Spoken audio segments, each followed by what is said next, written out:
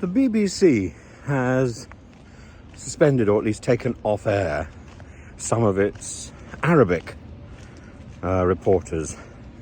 Why? Because they've been liking tweets or ticking messages. Now, I don't understand this really.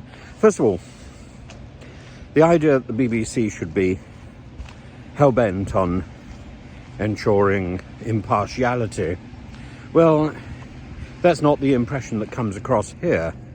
And if the BBC was so successful in that endeavour, there wouldn't have been a protest directly outside the BBC.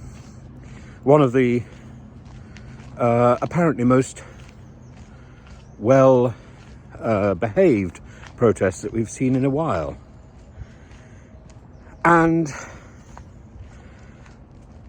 that's if the BBC was genuinely mindful of its impartiality.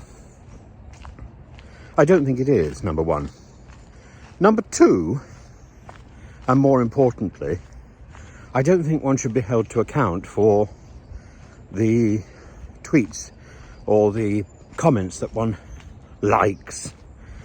Because the only way to get rid of quite a lot of comments, first of all, is to like them. And secondly, I think if one is in the business of trying to promote debate, which presumably the BBC is, then it should like any comments where people have taken the effort to interface with the system. That's certainly the position that I take. It's either that or you bar comments altogether. The system of comments is extraordinarily difficult to manage. I like to be able to go through them and to pick up things that are interesting, to comment where I can if there's time. And if there's not time to like the majority as a sort of default position simply for being there. And as I go through it, yes, I read most of them. But inevitably, some slip by and I'm ticking something which is making a point which is outrageous. But, you know, as I say, some slip by. And I wouldn't expect to be held responsible for somebody else's foul views. The fact that they've made a comment, I think, is positive that they've engaged. And I would hope that somebody else could engage with them. The plan is not to trap them. The plan is to change their mind, if at all possible. That's the plan. That's the plan with any conversation. Not to trap people into saying something which maybe they don't fully intend. It's like the interview.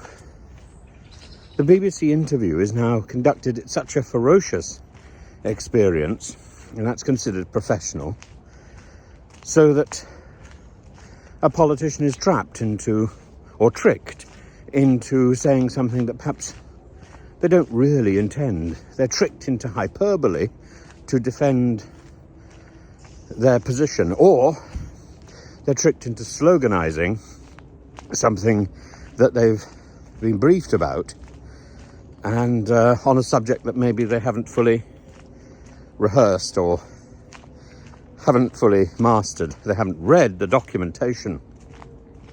So they go for slogans and half understood facts. That's not an interview. That's an ambush. And it's wrong. We have to find a better way of doing the news, and we have to find a way of harnessing the service that social media offers. I think by encouraging debate, we're doing a good thing. And I think those people who are involved in debate are doing a good thing, even if their views are views that I personally would not endorse. And I think are views that need to be challenged. I can't challenge everyone, but you can.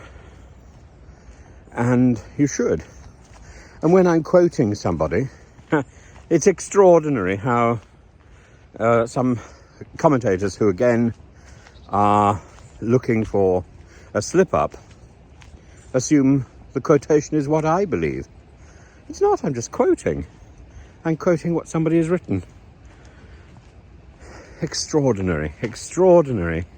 But, you know, they're out there on YouTube, they're out there in the BBC just looking for people to take a misstep. And indeed, you know, a misstep is partly what we're looking for, I suppose. We're looking for people to be inconsistent. We're looking for people to be ill-prepared. That makes it interesting. But we're all inconsistent. That's the reality. We're all inconsistent. We're all taking missteps. The BBC should be a little bit more forgiving of its people, particularly in a difficult time like this.